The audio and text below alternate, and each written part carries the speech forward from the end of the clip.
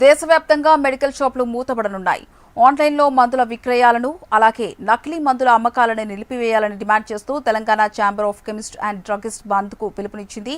దీంతో రేపు మెడికల్ షాపులు మూతపడనున్నాయి. పెద్ద కార్పొరేట్ సంస్థలు ఇస్తున్న డిస్కౌంట్ల వల్ల సెమీ అర్బన్, గ్రామీణ ప్రాంతాల్లో చిన్న మెడికల్ షాపులు మూతపడే పరిస్థితి నెలకొంటుందని మెడికల్ షాప్ నిర్వాహకులు తెలిపారు. దీనిపై మరింత సమాచారం మా ప్రతినిధి అలేఖ్య అందిస్తారు.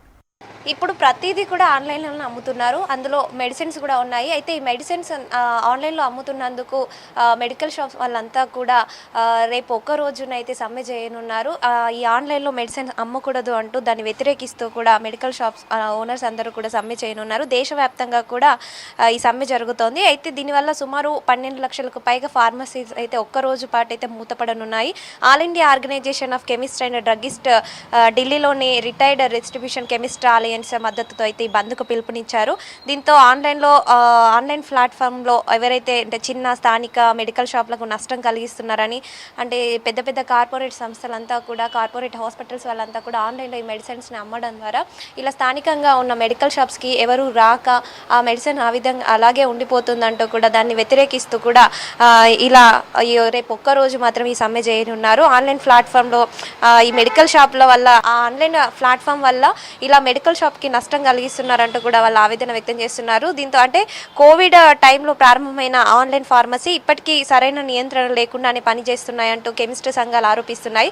భారీ డిస్కౌంట్లు, ఇంటి దగ్గరికే మందులు డెలివరీ చేయడం వంటి సౌకర్యాల వల్ల చుట్టుపక్కల ఉన్న ఈ మెడికల్ షాప్స్ ఎవరికి వెళ్ళకపోవడం వల్ల వాళ్ళకి ఎంతో నష్టం కలుగుతుందంటూ కూడా వాళ్ళు ఆవేదన వ్యక్తం చేస్తున్నారు. అయితే ఈ మెడిసిన్స్ అనేవి సాధారణంగా ఒక డాక్టర్ ఇచ్చిన ప్రిస్క్రిప్షన్ ద్వారా రిజిస్టర్డ్ ఫార్మసిస్టుల పర్యవేక్షణలో అవసరమైన చోట సరైన ప్రిస్క్రిప్షన్ ఆధారంగా అయితే మెడిసిన్స్ ఇవ్వడం ఉంటుంది. కానీ ఆన్లైన్లో విచ్చలవిడిగా ఎలా పడితే అలా ఇలా మెడిసిన్ని కొనుగోలు చేస్తున్నారు అంటూ కూడా ఇది సరైన పద్ధతి కాదంటూ కూడా దేశవ్యాప్తంగా కూడా 12 లక్షలకు పైగా ఫార్మసీస్ అయితే రేపు మూతపడనున్నాయి. ఇదంతా కూడా మొత్తంగా చూసుకుంటే చిన్న చిన్న మెడికల్ షాప్స్ కూడా ప్రతిదీ కూడా రేపు ఒక్కరోజు మాత్రం దేశవ్యాప్తంగా 12 లక్షల పైగా మెడికల్ షాప్స్ అన్నీ కూడా క్లోజ్ అవ్వనున్నాయి.